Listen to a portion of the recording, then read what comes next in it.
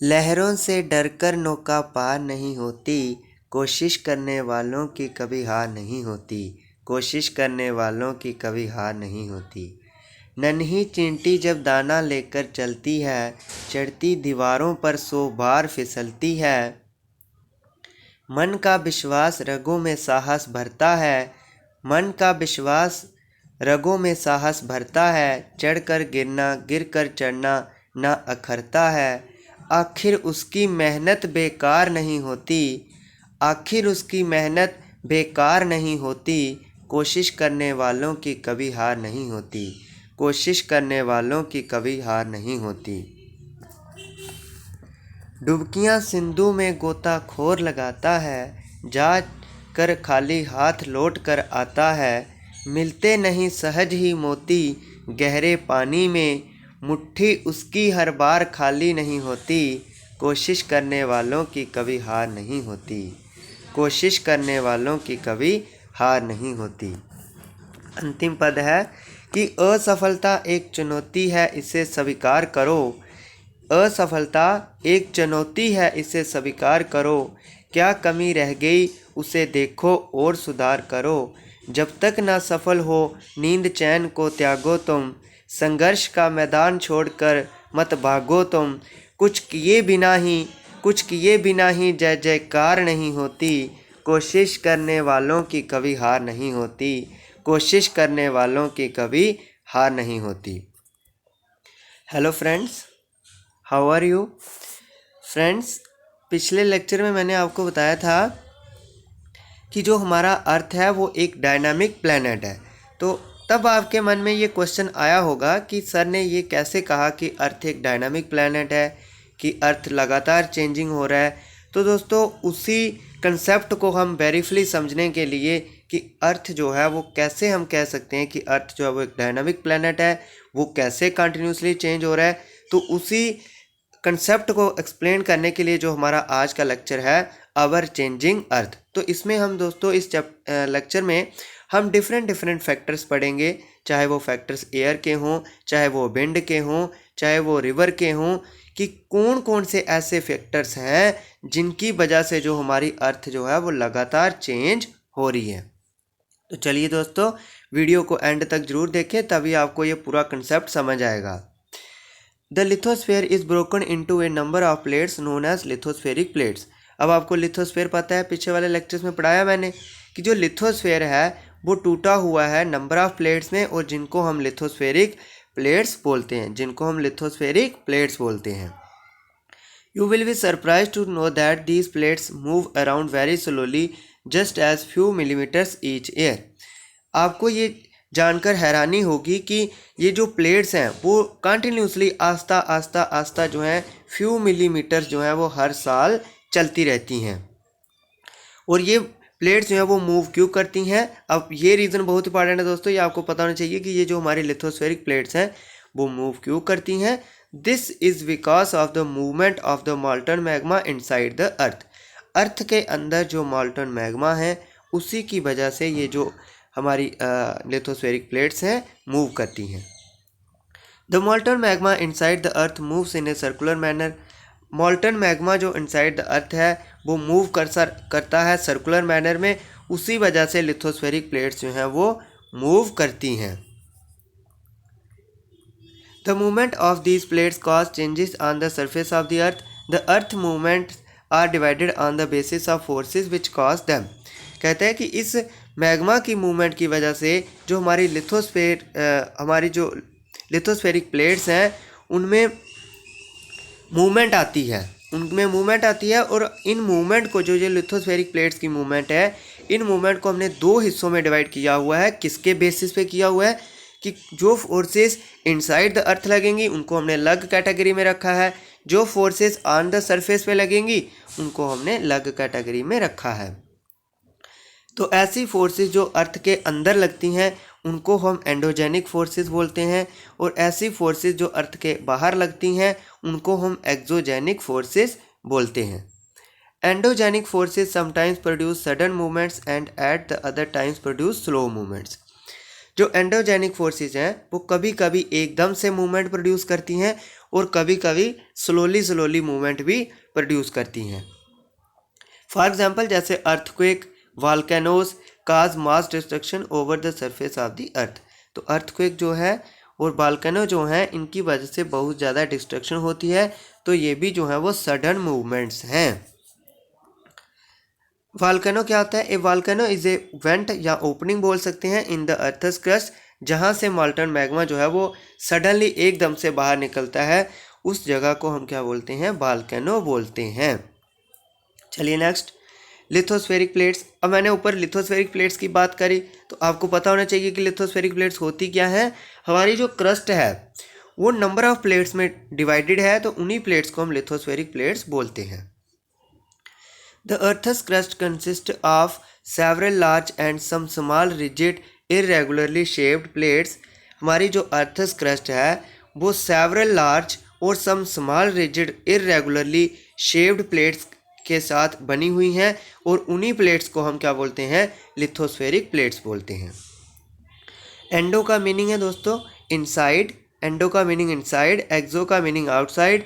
तो inside, jenny का meaning होता है ओरिजिन, यानी जो forces inside the earth originate होती हैं उनको हम एंडोजेनिक फोर्सेस बोलते हैं, और जो फोर्सेस ऑन द सरफेस पे ओरिजिनेट होती हैं उनको हम एक्सोजेनिक फोर्सेस बोलते हैं। नेक्स्ट, अब दोस्तों ये मैंने आपके लिए डायग्राम लाई है कि कैसे हम क्लासिफिकेशन कर सकते हैं। तो सबसे पहले ये ऊपर हेडिंग आ गई अर्थ की मूवमेंट्स। अर्थ की मूवमेंट दो तरीक़ों से होती है, एक एंडोजेनिक फोर्सेस से, एक एक्सोजेनिक फोर्सेस से। एंडो हो गए अर्थ के अंदर वाली फोर्सेस, एक्सो हो गए अर्थ के बाहर वाली फोर्सेस। अब जो अर्थ के अंदर वाली फोर्सेस हैं वो सडन फोर्सेस भी हो सकती हैं, यानी एकदम से भी हो सकती हैं, जैसे अर्थक्वेक, वॉल्केनो, लैंडस्लाइड, ये सारी सडन फोर्सेस हैं।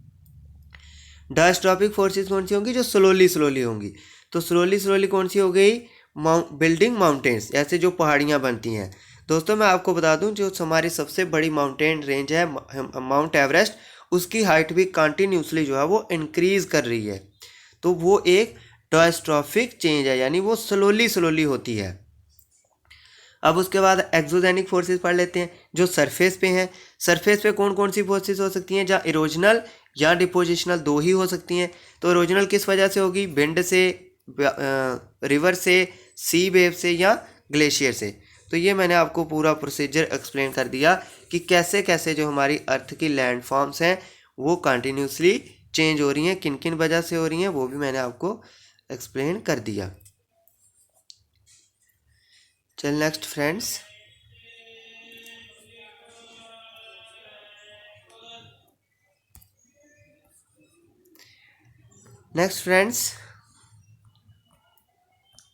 अब मैंने आपको वॉल्केनो की बात करी तो आपको वॉल्केनो दिखा देता हूँ कैसा होता है। ये है वॉल्केनो, ये हमारी क्रस्ट है। यहाँ पे क्रस्ट के अंदर जो मैग्मा होता है, ये नीचे वाली मेंटल है, ऊपर वाली क्रस्ट है।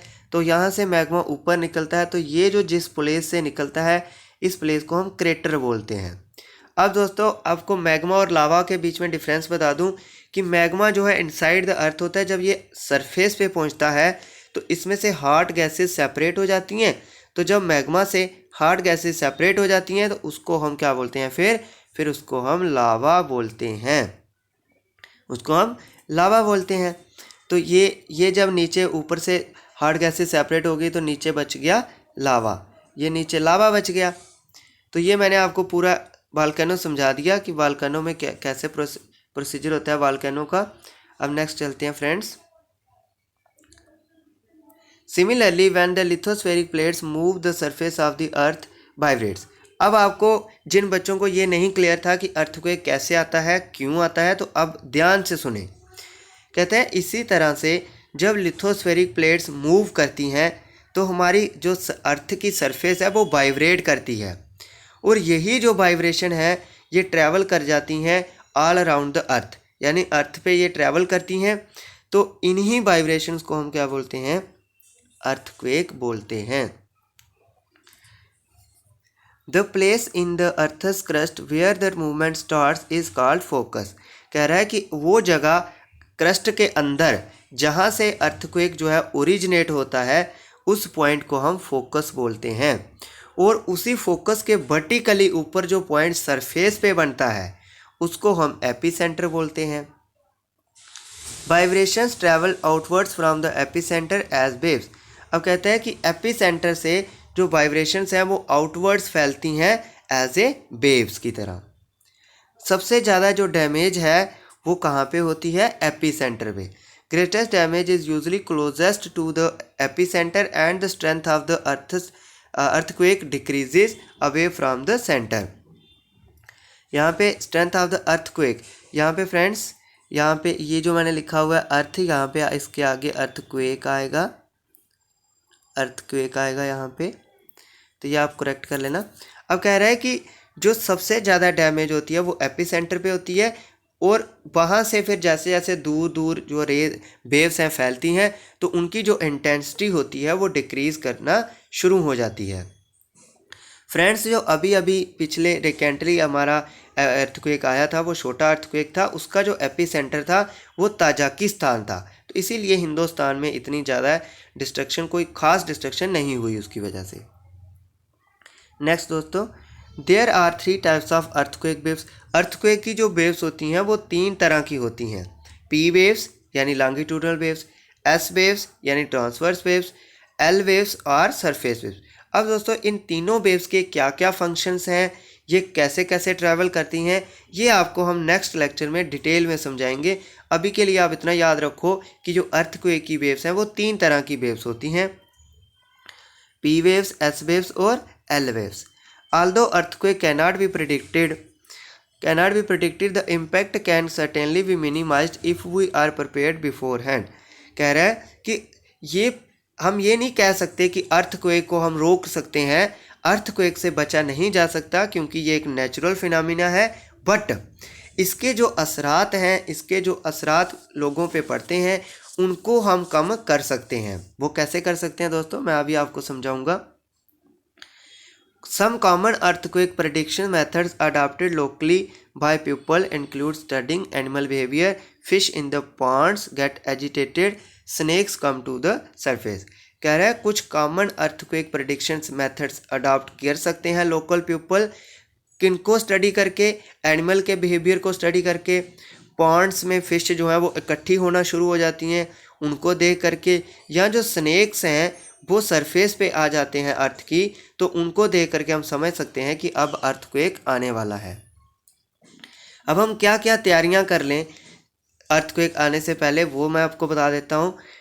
हमें शेल्टर कहाँ पे लेना चाहिए, तो कह रहा है कि सेफ़ जगह कौन सी है, तो सेफ़ जगह जो है जहाँ तो किचन के अंदर खड़े हो जाएं या टेबल के नीचे खड़े हो जाएं या किसी दीवार के साथ खड़े हो जाएं। अब दोस्तों ये तीनों चीज़ों कहने का मीनिंग ये है कि आपको किसी ऐसी जगह पे खड़े होना है जहाँ पे आपके ऊपर कोई सामान ना गिरे, यानी जब अर्थक्वेक आए तो आपके ऊपर कोई गिर के सामान ना गिरे, उसकी वजह से आपको कोई ऐसी जगह पे खड़े होना है जहाँ कोई गिरने वाला सामान ना हो। अब किन चीज़ों से दूर रहें, तो फायर प्लेसेस से दूर रहें, एरियाज़ अराउंड चिमनीज़, जहाँ कोई आग जलने वाली चिमनी हो वहाँ से दूर रहें, जो मिरर वाली विंडोज़ हों वहाँ से दूर रहें, और जहाँ पे आपने फ्रेम पिक्चर्स लगाई हों, पता है ना आपको, जो मिरर वाले फ्रेम पिक्चर्स होती हैं वहाँ से दूर रहें ताकि कहीं अर्थक्वेक की वजह से वो आपके ऊपर ना गिरें। तो ये हमने प्रिपेयर्डनेस पढ़ ली कि अर्थक्वेक आने से पहले हम क्या क्या प्रिपेयर्डनेस कर सकते हैं। अभी ये दोस्तों फिगर है, आपको मैं दिखाता हूँ कहाँ पे फोकस होता है। ये क्रस्ट के अंदर ये पॉइंट जो है ये फोकस है, यहाँ से अर्थक्वेक जो है वो ओरिजिनेट होता है। इसके वर्टिकल ऊपर जो पॉइंट ये वाला है इसको हम बोलते हैं एपिसेंटर। ये पॉइंट सरफेस पे है और यहाँ से आउटवर्ड्स ऐसे ऐसे वेव जो है फैल रही हैं, तो सबसे ज़्यादा इंटेंसिटी यहाँ पे होगी, फिर यहाँ पे जाके इंटेंसिटी कम हो जाएगी। तो ये मैंने अर्थक्वेक का प्रोसीजर भी आपको समझा दिया। अब हम नेक्स्ट चलते हैं। तो नेक्स्ट हम क्या तैयारी करें, तो हमें क्या करना चाहिए, हमें spread awareness amongst your friends and family members and face any disaster confidently. कहता है कि अपनी फैमिली मेम्बर्स में अवेयरनेस फैलाएं, यानी जागरूकता फैलाएं, उनको समझाएं और किसी भी जो नेचुरल डिज़ास्टर है उसका बिना डरे सामना करना हमें चाहिए और हमें सिर्फ उनकी क्या क्या हम मेज़र पहले कर सकते हैं उनको ध्यान में रखना चाहिए। अब दोस्तों बहुत ही इंपॉर्टेंट क्वेश्चन आपको किसी भी एग्जाम में पूछा जा सकता है कि कौन सी ऐसी मशीन है जिसके साथ हम अर्थक्वेक जो है मेज़र करते हैं, जहाँ जो अर्थक्वेक का मैग्नीट्यूड है वो कौन से स्केल पे हम मेज़र करते हैं। तो ये जो अभी मैं पढ़ाने जा रहा हूँ ये बहुत ही इंपॉर्टेंट है। Earthquake is measured with a machine called seismograph. Earthquake जो है वो मेज़र किया जाता है एक मशीन के साथ जिसको हम सिज्मोग्राफ बोलते हैं। और जो अर्थक्वेक का मैग्नीट्यूड है वो रिक्टर स्केल से मेज़र किया जाता है। तो ये दोनों इंपॉर्टेंट थे। तो एन अर्थक्वेक, कोई एक अर्थक्वेक जो 2.0 रीडिंग का हो वो बहुत कम महसूस किया जाता है, यानी वो बिल्कुल लिटल छोटा सा अर्थक्वेक हम उसको मानते हैं। अगर अर्थक्वेक 5.0 मैग्नीट्यूड का आए तो वो थोड़ी ज़्यादा चीज़ें डिस्ट्रक्शन कर सकता है गिरने से। और अगर कोई अर्थक्वेक 6.0 मैग्नीट्यूड का या 7.0 मैग्नीट्यूड का आए तो उसको हम एक बहुत बड़ा अर्थक्वेक मानते हैं। नेक्स्ट फ्रेंड्स, ये मैंने आपको पूरा अर्थक्वेक के बारे में समझा दिया। अब मेजर लैंडफॉर्म्स पढ़ लेते हैं। The landscape is being continuously worn away by two processes, weathering and erosion. कह रहा है जो हमारा लैंडस्केप है वो कंटिन्यूसली कहीं बढ़ रहा है, कहीं डिपोजिशन हो रही है, कहीं वो नीचे जा रहा है, कहीं वो ऊपर आ रहा है। तो ये दोनों प्रोसेस जो हैं वो किन की वजह से हो रहे हैं? वेदरिंग की वजह से और इरोजन की वजह से। अब ये वेदरिंग और इरोजन क्या है ये समझा देता हूँ। वेदरिंग का मीनिंग होता है breaking up of the rocks on the surface of the earth. Surface of the earth पे रॉक्स का टूटना, उसी को हम क्या बोलते हैं? वेदरिंग बोलते हैं। अब इरोजन क्या होता है? Erosion is the wearing away of landscape by different agents like water, wind and ice. Erosion का मीनिंग होता है लैंडस्केप का वहाँ से ख़त्म होना, किसकी वजह से? वाटर की वजह से, विंड की वजह से या आइस की वजह से। तो ये जो वेयरिंग अवे यानी वहाँ से ख़त्म हो जाना प्रोसेस है उसको हम इरोजन बोलते हैं। अब नेक्स्ट, द इरोडेड मटेरियल। ये जो इरोडेड मटेरियल है जो इरोजन की वजह से इरोड होता है वो carried away are transported by water, wind, extra and eventually, और अंत में के कहाँ डिपॉजिट हो जाता है। तो ये जो प्रोसेस है डिपोजिशन का और इरोजन का ये क्रिएट करता है different landforms on the surface of the earth. Next, अब रिवर का क्या वर्क है? रिवर के वर्क को पढ़ लेते हैं। The running water in the river erodes the landscape when the river tumbles at steep angles over very hard rocks और down a steep valley side, it forms a waterfall. अब क्या meaning हुआ? कहता है कि जब रिवर जो है पहाड़ों से निकल के आती है तो अगर रिवर जो है वो एक हाइट से गिर रही है, यानी किसी पहाड़ से नीचे किसी सख्त राह के ऊपर गिर रही है, तो वो वहाँ पे क्या बनाती है? वहाँ पे वो वाटरफॉल बनाती है। यानी किसी रिवर का पहाड़ी से ऊंची हाइट से गिरना, उसी को हम वाटरफॉल बोलते हैं। अब आपको दोस्तों वाटरफॉल दिखा देता हूँ कैसे होता है। ये देखो वाटरफॉल की पिक्चर मैंने आपके लिए लाई है। ये है हार्ड रॉक, ये हार्ड रॉक है, ये हार्ड रॉक है, तो ये सॉफ्ट रॉक है और ये दोबारा हार्ड रॉक है। यानी दोस्तों ये नीचे हार्ड रॉक मैं क्यों कह रहा हूँ? क्योंकि अगर मान लो ये भी सॉफ्ट रॉक होती ये वाली, तो ये भी रिवर ने इरोड कर देनी थी, फिर रिवर और नीचे आनी थी। लेकिन ये हार्ड रॉक होने की वजह से रिवर ने इसको इरोड नहीं कर पाई, तो इसीलिए अब रिवर जो है वो ऐसे फ्लो कर रही है। तो यहाँ से रिवर नीचे पहाड़ी से गिर रही है, तो ये यहाँ पे क्या बना रही है? वाटरफॉल बना रही है। तो चलिए फ्रेंड्स, ये मैंने आपको वाटरफॉल एक्सप्लेन कर दिया। There are thousands of small waterfalls in the world. कहता है कि पूरी दुनिया में थाउजेंड्स ऑफ वाटरफॉल्स हैं, लेकिन हम कुछ इंपॉर्टेंट वाटरफॉल्स आपको बताएंगे जो पेपर के व्यू ऑफ पॉइंट से बहुत इंपॉर्टेंट है। द हाईएस्ट वाटरफॉल, जो सबसे बड़ा वाटरफॉल है पूरे वर्ल्ड में, उसका नाम है एंजल फॉल्स। एंजल फॉल्स जो वेनेजुएला इन साउथ अमेरिका। दोस्तों साउथ अमेरिका कॉन्टिनेंट है, वेनेजुएला साउथ अमेरिका में एक कंट्री है और उस कंट्री में एंजल जो है वो एंजल वाटरफॉल है। The other waterfalls are Nigeria falls. Nigeria falls जो है वो लोकेटेड है on the border between Canada and USA in the North America. North America एक कॉन्टिनेंट है और कनाडा और यूएसए वहाँ पे दो कंट्रीज़ हैं, और इनके बॉर्डर पे नाइजीरिया वाटरफॉल जो है वो सिचुएटेड है। नेक्स्ट है Victoria. Victoria falls on the borders of Zambia and Zimbabwe in Africa. Africa एक कॉन्टिनेंट है और जाम्बिया एंड जिम्बाब्वे जो है ये दोनों कंट्रीज़ हैं अफ्रीका में। तो इन कंट्रीज़ के बॉर्डर पे ये जो है विक्टोरिया वाटरफॉल जो है यहाँ पे है। अब फ्रेंड्स आपको मैं ये भी बता दूं कि क्वेश्चन आपको पेपर में कैसे पूछेंगे। बड़े से बड़ा एग्ज़ाम होगा, छोटे से छोटा एग्ज़ाम होगा, ये क्वेश्चन वाटरफॉल वाले बहुत इंपॉर्टेंट है। आपको किसी भी एग्ज़ाम में ये पूछा जा सकता है कि एंजल वाटरफॉल कौन सी कंट्री में है, या नाइजीरिया वाटरफॉल जो है वो कौन सी कंट्री में है, या आपको ये पूछा जा सकता है कि इन दो कंट्री के बॉर्डर में कौन सा वाटरफॉल है। तो आपको किसी भी तरीके से क्वेश्चन पूछा जा सकता है, आपने इनको लर्न कर लेना है। अब मैं आपको दोस्तों रिवर के फीचर्स पढ़ाता हूँ कि रिवर के फीचर्स क्या हैं, रिवर क्या क्या बनाती है। As the river enters the plain it twist and turns forming large bends known as meanders. कहता है जैसे ही रिवर जो है प्लेन में एंटर करती है तो ये ट्विस्ट होना शुरू हो जाती है, यानी मोड़, इसमें मोड़ चलना शुरू हो जाती है। तो ये वहाँ पे क्या बनाती है, मींडर्स बनाती है। Due to continuous erosion and deposition along the sides of the meanders, the ends of the meanders loop come closer and closer. In due course of time, the meander loop cuts off from the river and forms a cut-off lake, also called an oxbow lake. अब क्या कहते हैं कि meanders, जब meanders बनती हैं तो फिर इरोजन और डिपोजिशन होती है, एक साइड इरोजन एक साइड डिपोजिशन, और ये प्रोसेस चलता रहता है। जब बहुत समय के बाद एक समय ऐसा आता है कि रिवर जो है वो बिल्कुल थोड़ी सीधी हो जाती है।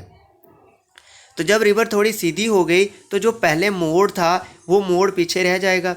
वो जो पीछे रह जाएगा ना, वहाँ पे स्टैग्नेंट वाटर हो जाएगा, यानी रुका हुआ पानी होगा, और उसी हम पीछे रहे हुए लेक को हम बोलते हैं ऑक्सबो लेक बोलते हैं, उसको हम ऑक्सबो लेक बोलते हैं। At times the river overflows its banks. This leads to the flooding of neighboring areas. As it floods, it deposits layers of fine soil and other material called sediments along its banks. This leads to the formation of a flat, fertile floodplain. The raised banks are called leaves. अब कहता है कि जब river overflow होती है तो इसकी वजह से फ्लडिंग आती है नेबरिंग एरियाज़ में, और जैसे ही फ्लड आता है तो इसकी वजह से क्या होता है, फाइन साइल, बहुत बारीक साइल जो है, मटेरियल जो है, फाइन साइल मटेरियल जो होता है जिसको हम सेडिमेंट्स बोलते हैं, वो along the river side deposit हो जाता है। और ये जो सेडिमेंट्स का ओवर फ्लडिंग होने से डिपॉजिट होने को हम क्या बोलते हैं, फ्लड प्लेन्स बोलते हैं। और ये फ्लड प्लेन्स दोस्तों बड़े फर्टाइल होते हैं, और ये जो ऊंची ऊंची जब परतें बन जाती हैं, जो ऊंची ऊंची परतें बनेंगी फ्लड प्लेन्स की वजह से, उनको हम लीव्स बोलेंगे। तो ये मैंने सारे फीचर्स आपको समझा दिए। अब next, as the river approaches the sea the speed of the flowing water decreases and the river begins to break up into a number of streams called distributaries. कह रहा है कि जैसे जैसे रिवर जो है समुंदर के पास पहुंचती है तो जो स्पीड है वाटर की वो डिक्रीज़ कर जाती है, कम होना शुरू हो जाती है। और फिर जब स्पीड कम हो जाती है रिवर की तो फिर रिवर जो है नंबर ऑफ़ डिस्ट्रीब्यूटरीज में डिवाइड होती है, यानी अलग अलग चैनल्स में डिवाइड होती है। तो जब ये अलग अलग चैनल्स में डिवाइड होती है तो ये इसकी स्पीड जो है पानी की इतनी स्लो हो जाती है कि ये जो अपना लोड जो है, जो इसमें इरोजन करके ये बहा के लेके जा रही थी, वो डिपॉजिट होना शुरू हो जाता है। तो हर एक डिस्ट्रीब्यूटरी जो है वो उसका अपना माउथ होता है कि वो जगह जिस पॉइंट पे वो सी के साथ मिलती है। तो ये जो सेडिमेंट्स हर एक डिस्ट्रीब्यूटरी जो है अपने अपने माउथ पे सेडिमेंटेशन करेगी, यानी वहाँ पे डिपोजिशन करेगी। तो ये जो पूरे सेडिमेंट्स की कलेक्शन को माउथ पे, जो डिस्ट्रीब्यूटरी के माउथ पे सेडिमेंटेशन होती है, उस पूरे सेडिमेंट की कलेक्शन को हम क्या बोलते हैं, हम उसको डेल्टा बोलते हैं। दोस्तों पूरी दुनिया का सबसे बड़ा डेल्टा जो है वो सुंदरबन डेल्टा है, और वो गंगा और ब्रह्मपुत्रा रिवर्स बनाती हैं। बहुत इंपॉर्टेंट क्वेश्चन है, हर एक एग्ज़ाम के लिए इंपॉर्टेंट है। नेक्स्ट फ्रेंड्स, अब आपको ये रिवर डायग्राम से समझा देता हूँ। दोस्तों मैं आपको अच्छे से आपके लिए लेक्चर प्रिपेयर करके लाया हूँ। मैं आपको पहले थ्योरेटिकल वे से समझा रहा हूँ और फिर आपको डायग्रामेटिकली वे से भी समझा रहा हूँ, ताकि आपको कंसेप्ट पूरे अच्छे से क्लियर हो सकें। अब दोस्तों मैंने आपको बताया कि जैसे ही रिवर जो है वो प्लेन में एंटर करी तो उसने ऐसे ऐसे चलना स्टार्ट किया। तो अब जब रिवर ऐसे ऐसे चलना स्टार्ट करी थी, जब फ्यू ईयर्स तक चलती रही तो फिर कहीं रिवर थोड़ा थोड़ा ऐसे सीधा सीधा होना स्टार्ट कर देगी। जब रिवर सीधा सीधा स्टार्ट होना कर देगी तो ये जो बच गए इनको हम ऑक्सबो लेक बोलते हैं। ये दिखाए हुए हैं, ये जो पीछे बच गए, किसी टाइम रिवर जो है वो ऐसे ऐसे फ्लो करती थी, लेकिन अब ये पीछे रह गए हैं तो इनको हम क्या बोलेंगे, ऑक्सबो लेक बोलेंगे। ये जो ओवर फ्लडिंग होने से ये जो प्लेन्स बने इनको हम फ्लड प्लेन्स बोलते हैं, और ये जो परतें बनी, ये ऊंची ऊंची परतें बनी, इनको हम लीव्स बोलते हैं। और ये जो रिवर ऐसे ऐसे ट्विस्ट करके चल रही है, इन हम ट्विस्टेड फॉर्म को हम मेंडर्स बोलते हैं। तो ये मैंने सारे फीचर्स जो रिवर के थे वो आपको एक्सप्लेन कर दिए। नेक्स्ट अब हम पढ़ेंगे कि सी वेव्स का क्या काम है, यानी समुंदर की वेव्स जो हैं उनका इरोजन डिपोजिशन में क्या क्या काम है। The erosion and deposition of the sea waves gives rise to coastal landforms. कहता है कि इरोजन और डिपोजिशन फीचर जो है सी वेव्स का, उससे क्या होता है, उससे जो समुंदर के किनारे, कोस्टल होती हैं, समुंदर के किनारे वाली लैंडफॉर्म्स बनती हैं। Sea waves continuously strike at the rocks, cracks develop over the time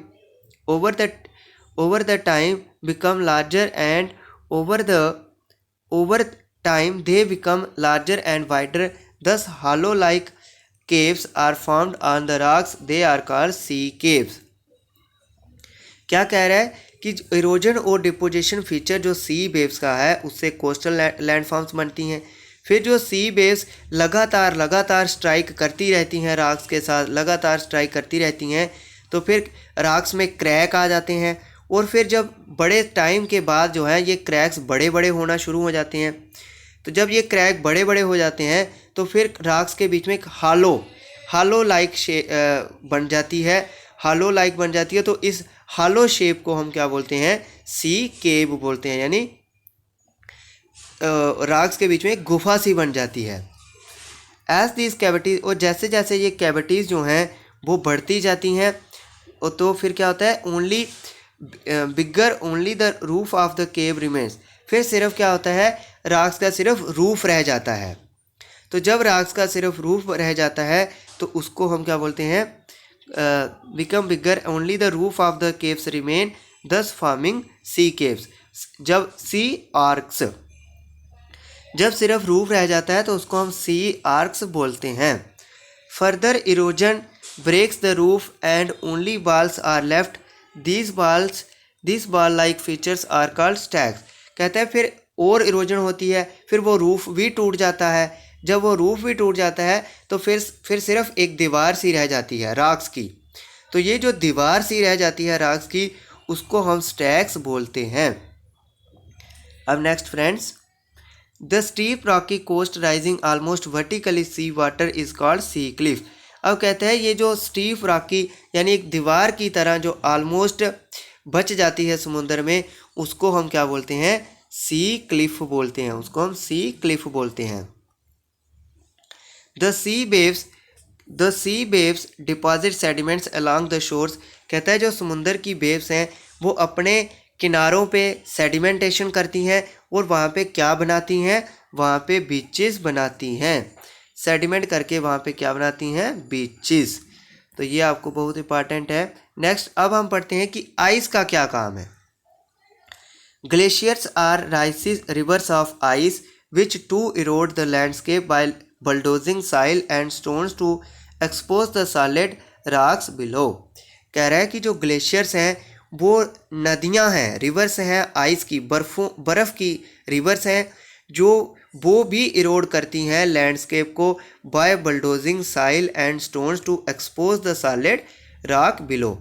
यानी उनके नीचे जो सॉलिड रॉक्स होती हैं उनको वो एक्सपोज कर देती हैं, नंगा कर देती हैं, तो ग्लेशियर जो हैं वो carve out deep hollow there, और वहाँ पे डीप खड्डे, डूंगे जो खड्डे बन जाते हैं। एज द आइस मेल्ट, और जैसे ही जो आइस पिघलती है, जैसे ही बर्फ़ पिघलती है तो वो जो खड्डे ग्लेशियर्स की वजह से बन गए थे वो पानी से भर जाते हैं और वहाँ पे ब्यूटीफुल माउंटेन्स में लेक बन जाते हैं। The material carried by the glacier such as rocks big and small sand and silt gets deposited. कहते हैं जो मटेरियल है ग्लेशियर जो अपने साथ कैरिड करते हैं, जैसे रॉक्स हो गई, छोटी बड़ी रॉक्स हो गई, सिल्ट हो गई, ये सारा कुछ जो है डिपॉजिटेड हो जाता है। तो दीज डिपॉजिट फॉर्म्स, और ये जो ग्लेशियल की डिपोजिशन है उसको हम क्या बोलते हैं? Glacial moraines. उसको हम ग्लेशियल मोरेन्स बोलते हैं। अब हमने आइस वर्क ऑफ रिवर पढ़ लिया, वर्क ऑफ आइस पढ़ लिया, अब हम वर्क ऑफ विंड पढ़ेंगे। An active agent of erosion and deposition in the desert is wind. कहता है डेजर्ट एरिया में जो एक्टिव एजेंट है डिपोजिशन का वो क्या है? वो फ्रेंड्स विंड है। In desert you can see rock in the shape of a mushroom commonly called as mushroom rocks. कहते हैं कि डेजर्ट में आपने कॉमनली देखी होंगी मशरूम की तरह राख होती हैं। तो ये मशरूम की तरह राख क्यों होती हैं ये भी मैं आपको एक्सप्लेन करता हूँ। पहले आपको दोस्तों ये मैं समुंदर वाला फीचर्स बता देता हूँ, सी के फीचर्स क्या हैं। सबसे पहले दोस्तों ये है, यहाँ पे बार बार सी वेव्स ऐसे टकराएंगी फिर ऐसे टकराएंगी तो यहाँ पे केव्स बनना स्टार्ट हो जाएंगे। ये यहाँ पे केव दिखाई हुई है, केव्स बनना स्टार्ट हो गई। फिर ये थोड़ी केव्स बड़ी हो जाएंगी, जब केव्स बड़ी हो जाएंगी तो इनको हम सी आर्क्स बोलेंगे। फिर ये जो रूफ़ है ये भी टूट जाएगा, जब ये रूफ़ टूट जाएगा तो फिर ये एक दीवार की तरह रह जाएंगी, तो इन दीवार को हम क्या बोलते हैं? स्टैक्स बोलते हैं। तो ये मैंने सी के जो फीचर्स थे वो भी आपको समझा दिए। नेक्स्ट चलते हैं, अब ग्लेशियर्स के फीचर आपको समझा देता हूँ। ये दोस्तों ग्लेशियर है, यहाँ पे पहाड़ियाँ हैं, तो ये अभी जो बर्फ़ जमी हुई है ना यहाँ पे, ये जो आपको रिवर दिख रही हैं, ये जो रिवर दिख रही हैं बर्फ़ की, ये हालो यहाँ पे हालो खड्डे बन जाते हैं। तो जब ये बर्फ़ पिघलती है तो यहाँ पे छोटे छोटे ब्यूटीफुल लेक बन जाते हैं माउंटेन्स पे।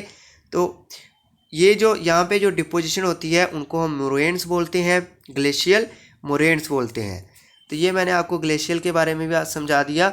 अब हम चलते हैं विंड के एक्शन के ऊपर। तो विंड क्या क्या काम करती है दोस्तों? विंड की वजह से जो डिपोजिशन होती है और इरोजन होती है वो मेनली डेजर्ट एरिया में होती है जहाँ पे सिर्फ रेत ही रेत होता है। Winds Erode the lower section of the rocks more than the upper part. कहता है जो विंड्स हैं वो इरोड कर देती हैं नीचे वाली सेक्शन जो रॉक्स की ज़्यादा और ऊपर वाला पार्ट जो है रॉक्स का कम इरोड करती हैं। और इसी वजह से क्या हो जाता है, रॉक्स का जो नीचे वाला बेस होता है वो पतला हो जाता है और जो टॉप होता है वो थोड़ा मोटा हो जाता है। व्हेन विंड ब्लोज, जब हवा चलती है तो वह अपने साथ उठा के ले जाती है सैंड एक जगह से दूसरी जगह पे। और जब जो विंड की स्पीड कम हो जाती है यानी वो विंड चलना स्टॉप कर जाती है, रुकती है, तो ये सैंड जो होता है वो नीचे गिरना स्टार्ट होता है। तो वहाँ पे क्या, जहाँ पे ये सैंड गिरता है, जहाँ पे जो डिपोजिशन होती है वहाँ पे हिल लाइक स्ट्रक्चर बन जाते हैं, छोटी छोटी सैंड की पहाड़ियाँ बन जाती हैं। और यही जो छोटी छोटी पहाड़ियाँ हैं सैंड की, उन्हीं को हम क्या बोलते हैं? सैंड ड्यून्स बोलते हैं। These are called sand dunes. When the grains of sand are very fine and light, the wind can carry it over very long distances. When such sand is deposited in large areas, it is called loss. कहते हैं जब sand particle जो है वो बहुत हल्के हों यानी लाइट पार्टिकल्स हों, तो जो विंड होती है वो सैंड को, लाइट पार्टिकल्स को बड़ी दूर दूर तक ले जा सकती है। तो जब कभी दूर जाके विंड की स्पीड जो है वो कम होगी तो ये जो छोटे छोटे लाइट पार्टिकल्स थे ये भी कहीं सेटल हो जाएंगे। तो ये जो लाइट पार्टिकल की डिपोजिशन होती है इसको हम लॉस बोलते हैं। अब मैं आपको सिंपल भाषा में बताऊं तो जो धूड़ होती है ना हवा में, डस्ट जिसको हम बोलते हैं, तो ये जो डस्ट होती है हवा में ये बहुत दूर दूर तक चलती है क्योंकि इसके जो पार्टिकल होते हैं वो बहुत लाइट होते हैं। तो ये जो धूड़ भी कहीं जाके बैठती ही है। तो जब ये धूड़ कहीं एरिया में जाके बैठती है, डिपॉजिट होती है, तो उसको हम क्या बोलते हैं? लॉस बोलते हैं। कहते हैं कि जो सबसे बड़े बड़े लॉस के डिपॉजिट्स हैं वो कहाँ पे पाए जाते हैं? वो चाइना में पाए जाते हैं। तो दोस्तों अभी ये मैंने आपको सारे कंसेप्ट एक्सप्लेन कर दिए हैं। अब मैं आपको एक थोड़ी सी झलक दिखा देता हूँ फिगर की। तो ये है दोस्तों सैंड ड्यून्स। यहाँ पे सैंड ड्यून्स दिख रही हैं, कैसे छोटी छोटी पहाड़ियाँ बनी हुई हैं सैंड की। ये इरोजन और डिपोजिशन की वजह से बनी हुई हैं, तो इन्हीं को हम सैंड ड्यून्स बोलते हैं। अब नेक्स्ट आपको थोड़े से क्वेश्चन की दिखा देते हैं। क्वेश्चन किस तरह से आपको पूछे जा सकते हैं। Which is not an erosional feature of sea waves? कौन सा इसमें से इरोजनल फीचर नहीं है सी वेव्स का? इरोजनल नहीं है। क्लिफ भी इरोजनल है, सी केव भी इरोजनल है, क्लिफ भी इरोजनल है। तो बीच क्या बताया था मैंने? बीच तो मैंने बताया था डिपोजिशनल है, तो ये फिर डिपोजिशनल हो गया सी वेव्स का। The depositional feature of glacier is, तो ग्लेशियर से क्या बनती हैं? मोरेन्स बनती हैं, तो इसका सही आंसर मोरेन्स है। Which is caused by the sudden movement of the earth? Sudden एकदम से मूवमेंट होने की अर्थ से क्या होता है? फ्लड प्लेन्स तो दोस्तों रिवर से आते हैं, फोल्डिंग भी नहीं, तो सही इसका आंसर है वॉल्केनो। वॉल्केनो जो है वो एक सडन मूवमेंट है अर्थ की। Mushroom rocks are found in, तो मशरूम रॉक्स मैंने बताया आपको कि कहाँ पे पाए जाते हैं? डेजर्ट में पाए जाते हैं। Oxbow lakes are found in, oxbow lake कहाँ पे पाए जाते हैं? डेजर्ट में, ग्लेशियर में, रिवर वैली में। तो ऑक्सबो लेक आपको पहले पता होना चाहिए क्या होता है, फिर आपको पता चल जाएगा कि ऑक्सबो लेक तो रिवर बनाती थी, तो फिर ये कहाँ पे पाए जाते हैं? रिवर वैली में पाए जाते हैं। फ्रेंड्स यहाँ पे थोड़ा क्लियर नहीं दिख रहा है, तो यहाँ पे थोड़ा टेक्निकल इशू हो गया है, तो इसीलिए आपको एक गुजारिश है कि हम PDF डाउनलोड कर देंगे। अगर आपको यहाँ पे क्लियर नहीं दिख रहा होगा तो आप PDF से हमारा डाउनलोड करके PDF से देखते जाएं और वीडियो को सुनते जाएं। अब नेक्स्ट दोस्तों ये वाला क्वेश्चन ये क्लियर दिख रहा है, तो अब तो आपको मैच द फॉलोइंग वाले क्वेश्चन भी आते हैं। तो यहाँ पे ज़रूरी नहीं है कि ग्लेशियर की यहाँ पे डेफिनेशन दी होती है, कुछ रिलेशन दिया होगा, आपने रिलेशन को देखते हुए मैच कर देना है। तो ग्लेशियर क्या है? ग्लेशियर जो है, ग्लेशियर्स जो है वो रिवर ऑफ आइस हैं, ये ठीक आंसर है इसका।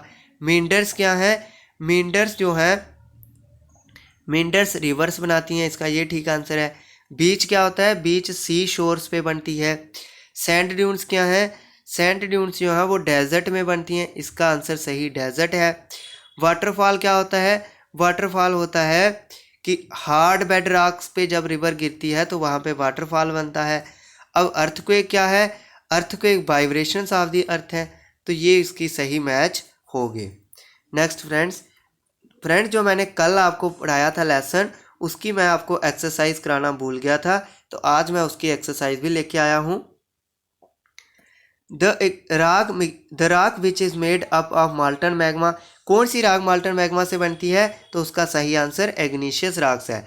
अगर आपने हमारा लेक्चर पीछे वाला नहीं सुना है तो उसको सुन लें, फिर आपको ये क्वेश्चन आसानी से आ जाएंगे।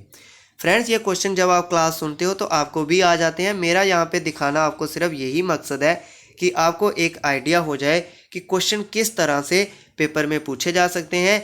बट मैं ये भी बता दूं कि ये क्वेश्चन बहुत आसान है, आपको इस तरीके से क्वेश्चन कभी नहीं पूछे जाएंगे एग्ज़ाम में। थोड़े हाई लेवल के क्वेश्चन पूछे जाएंगे या क्वेश्चनों को थोड़ा घुमा फेर के पूछा जाएगा। तो आपको हमारे लेक्चर को ध्यानपूर्वकता से सुनना है, फिर आपको जैसे मर्जी क्वेश्चन पूछा जाएगा आप उसको अटैम्प्ट कर लोगे। सबसे अंदर वाली जो लेयर है अर्थ की, उसका सही आंसर कोर है। गोल्ड, पेट्रोलियम एंड कूल जो है वो मिनरल्स हैं। दोस्तों ये आपको बहुत इंपॉर्टेंट है, याद रख कर लेना है कि गोल्ड, पेट्रोलियम और कूल जो है वो क्या होते हैं? मिनरल्स होते हैं। रॉक्स विच कंटेन फॉसिल्स, तो सेडिमेंट्री रॉक्स में फॉसिल्स होते हैं। The thinnest layer of the अर्थ, सबसे पतली जो लेयर है अर्थ की वो कोर है। कोर यहाँ पे अब मैच द फॉलोइंग आ गया, कोर का सही आंसर आएगा इनर मोस्ट लेयर। मिनरल्स क्या होते हैं? मिनरल्स की हैज़ डेफिनेट केमिकल कंपोजिशन होती है। रॉक्स क्या होते हैं? रॉक्स जो हैं used for roads and buildings. अब क्ले क्या होती है? क्ले से दोस्तों मैंने आपको समझाया था वहाँ पे क्या बनती है, क्ले से स्लेट बनती है। तो साइल क्या है, साइल से क्या होता है, साइल जो है वो साइल की फुल फॉर्म है made of silicon and alumina. दोस्तों क्ले जो है वो एक सेडिमेंट्री राख है और जो स्लेट है वो एक मेटामॉर्फिक राख बन जाती है। फ्रेंड्स अगर आपको ये वीडियो समझ आई है, अगर आपको नहीं भी समझ आई है तो आप वीडियो को कृपा करके कहीं टाइम निकाल के 2 बार सुने या बार बार सुने, ताकि आपको ये पूरी वीडियो समझ आ जाएगी और आपको हर एक पॉइंट इसमें से बहुत इंपॉर्टेंट है, किसी भी एग्ज़ाम में पूछा जा सकता है। तो आपने इस वीडियो लेक्चर के हर एक पॉइंट को तैयार कर लेना है। फ्रेंड्स अगर आपको हमारी वीडियो समझ आती हैं, लेक्चर समझ आते हैं, तो हमारे चैनल को कृपा करके सब्सक्राइब कर लें और प्रेस द बेल आइकन, ताकि हमारी जैसे ही नेक्स्ट वीडियो आए तो सबसे पहले आपको उसकी नोटिफिकेशन मिले। फ्रेंड्स मैं आपको बता दूं कि हम जीएस क्लासेस पूरी स्ट्रेटजी के साथ जो अपकमिंग एग्ज़ाम है, चाहे वो जेके एसएसबी का हो, चाहे वो जेके पीसीएस का प्री एग्ज़ाम हो, उसकी पूरी स्ट्रेटजी के साथ हम सिलेबस कंप्लीट कराने वाले हैं। हम जीएस क्लासेस भी जीएस सिलेबस आपका कंप्लीट कराएंगे, ग्रामर भी आपको कराएंगे और करंट अफेयर्स भी आपको कराएंगे। और अगर कोई स्टूडेंट जो दोस्तों मैथमेटिक्स पढ़ना चाहता है तो हम उसको मैथमेटिक्स भी करा दें। आपकी नॉलेज के लिए बता दें दोस्तों, हम एमएससी मैथमेटिक्स स्टूडेंट हैं, तो हम उसको मैथमेटिक्स भी करा देंगे, क्योंकि हमने मैथमेटिक्स में पीजी करी हुई है। तो बहुत सारे टॉपिक हमें आते भी हैं, पर अगर बच्चों की नीड है, बच्चों की ज़रूरत है, तो तभी हम उस पर काम करेंगे। तो हमें कमेंट सेक्शन में ज़रूर बताएं। अगर आपके कुछ डाउट रहते हैं तो वो भी हमें बताएं, ताकि हम उनका अगली लेक्चर में उनका समाधान कर सकें और अच्छे से वीडियो जैसे आपकी इच्छा हो उसी तरीके से आपको समझाएं। तो फ्रेंड्स अगर आपको हमारी वीडियो अच्छी लगी हो तो चैनल को सब्सक्राइब करें और ज़्यादा से ज़्यादा शेयर करें, ताकि हमारी जीएस क्लासेस का आपके फ्रेंड्स को भी फ़ायदा हो सके। दोस्तों मिलते हैं आपके साथ अगली नेक्स्ट लेक्चर में, तब तक के लिए आप देखते रहिए हमारे चैनल को। नमस्कार।